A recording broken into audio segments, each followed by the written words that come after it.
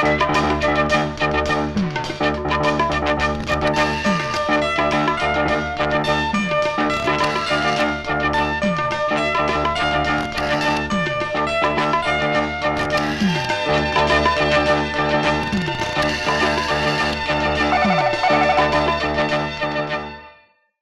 വിശ്വൻ. അതെ, ഞാൻ മദ്രാസിലെ തേവർ പറഞ്ഞ ആളാണ്. എവിടുന്നാ വിളിക്കുന്നത്? ഇവിടുന്ന് തന്നെയാണ് വിളിക്കുന്നത്.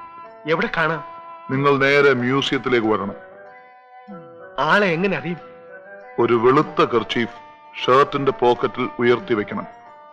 ഞാൻ കണ്ടുപിടിച്ചോളാം.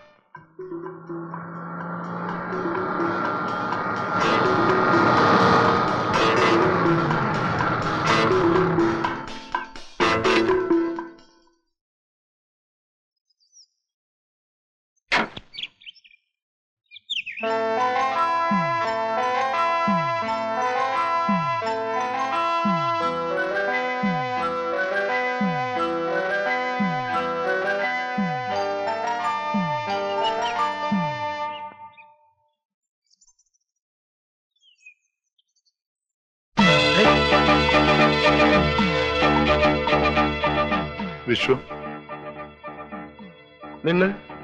അതെ, തേവറിനോടെല്ലാം പറഞ്ഞു. എനിക്ക് 20 ലക്ഷം രൂപ വേണം. 20 ലക്ഷം രൂപയോ?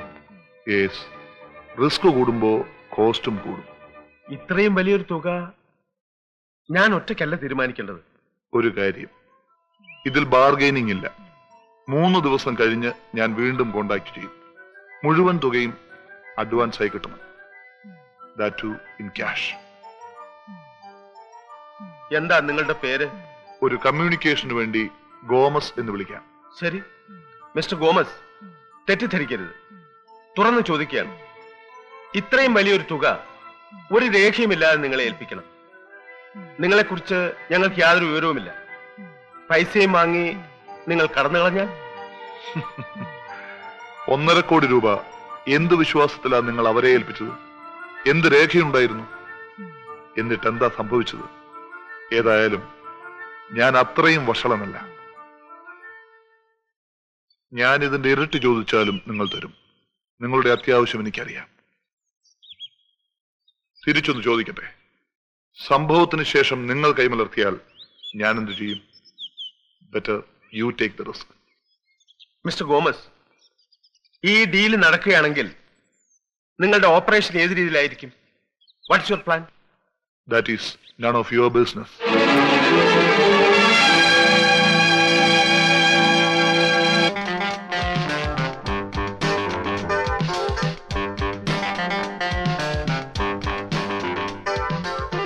Sit here.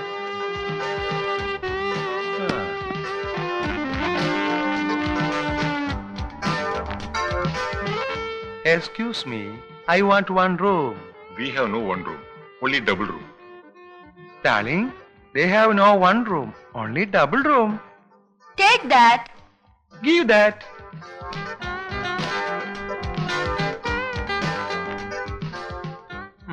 ₹300 advance. Darling, they want 300 rupees advance. Give it. I will give you.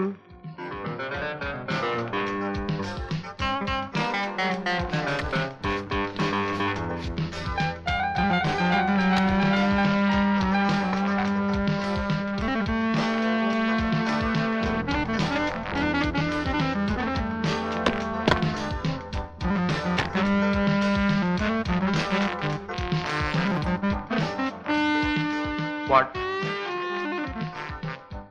No tips. Go. Goda.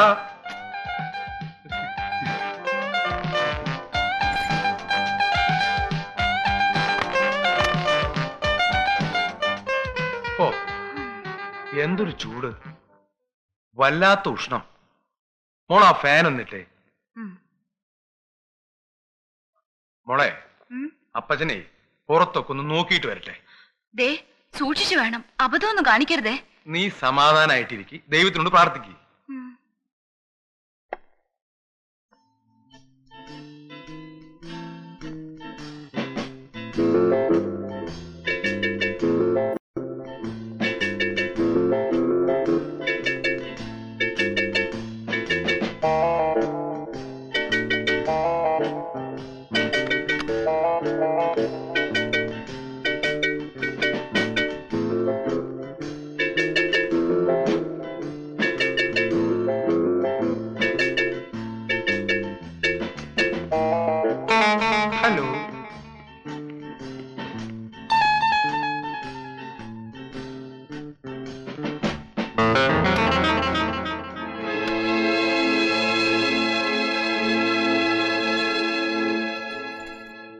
നിങ്ങളോടെല്ലാം ചോദിച്ചിട്ട് തന്നെയാണ് ഞാൻ ഇത് ഏർപ്പാട് ചെയ്തത്.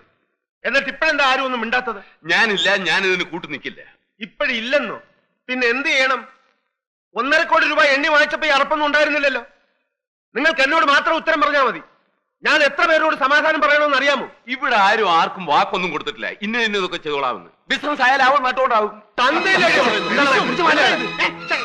ഒന്ന് മനസ്സിലാക്കിക്കോ. എനിക്കിനി ഇടവും വലവും ഒന്നും നോക്കാനില്ല. എല്ലാം നശിച്ച് മുങ്ങി നിൽക്കുന്ന സമയമാണ്. ഇപ്പൊ തീരുമാനിക്കണം നിങ്ങൾ എല്ലാവരും എന്നോടൊപ്പം ഉണ്ടാവുമെന്ന്. ഇല്ലെങ്കിൽ കൊടുത്താൽ തിരിച്ചു വാങ്ങിക്കാൻ എനിക്കറിയാം. നമ്മൾ തമ്മിൽ എന്തിനാണ് ഒരു കച്ചറ? എല്ലാത്തിനും സമാധാനം ഉണ്ടാക്കി ബഹളം വെച്ച കാര്യം നടക്കുവോ? Okay okay.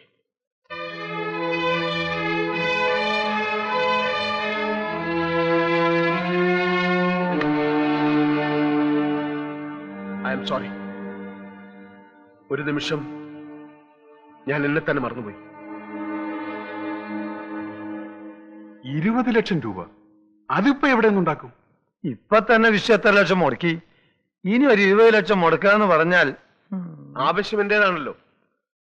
ഈ കാശ് ഞാൻ തന്നെ മുടക്കാം. പക്ഷേ ഒരു വ്യവസ്ഥയുണ്ട്. KGR മരിച്ചാൽ കഴുത്തുമുട്ട മുഖ്യമന്ത്രിയാകരുത്. പിന്നെ കൈമൾ സാർ മുഖ്യമന്ത്രിയാവണം. തെറ്റിദ്ധരിക്കണ്ട. കഴുത്തുമുട്ട മുഖ്യമന്ത്രിയായാൽ ജനങ്ങൾക്ക് സംശയമുണ്ടാവും. കഴുത്തുമുട്ടവും KGRും തമ്മിലുള്ള അഭിപ്രായ വ്യത്യാസം എല്ലാവർക്കും അറിയാവുന്നതാണ്. കൂടാതെ KGR കഴിഞ്ഞാൽ പാർട്ടിയിൽ ക്ലീൻ ഇമേജ് ഉള്ളത് പ്രസിഡന്റാണ്. നമ്മൾ അത് എക്സ്പ്ലോയിറ്റ് ചെയ്യണം.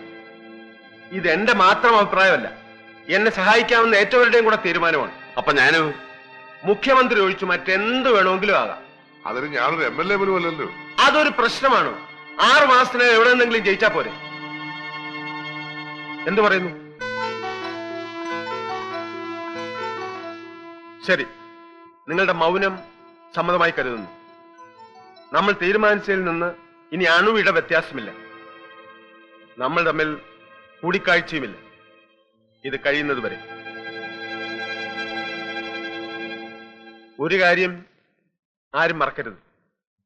ഇതിൽ ഉത്തരവാദിത്വം എല്ലാവർക്കും ഒരുപോലെയാണ്.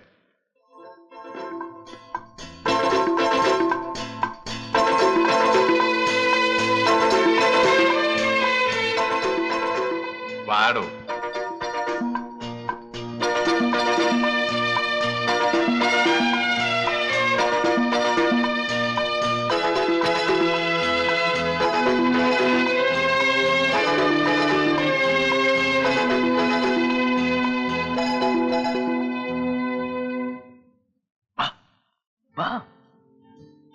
വേഗം നടപടി.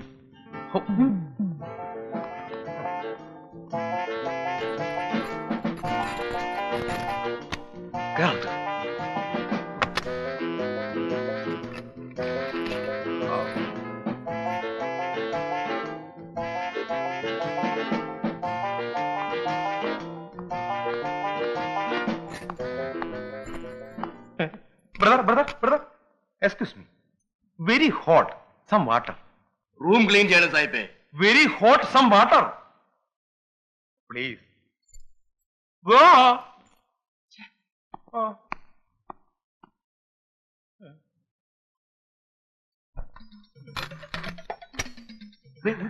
എന്ത് പറ്റി? ഒരു റൂം പോയി തെണ്ടി വന്നു പോ.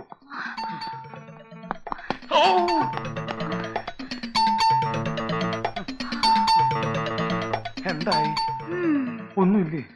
കൊറേ കാലി ഗ്ലാസും കപ്പലണ്ടിത്തോടും മാത്രം. ഓ, മാന്യായിട്ട് ജോലി ചെയ്യാൻ പറ്റില്ലെന്ന് വെച്ചാ എന്റെ അമ്മേനെ പിണ്ടന്നൊക്കെ. നമുക്ക് അടുത്ത മുറിയിലൊന്ന് നോക്കിയാലോ? ഇപ്പൊ വേണ്ട, കുറച്ച് കഴിയട്ടെ.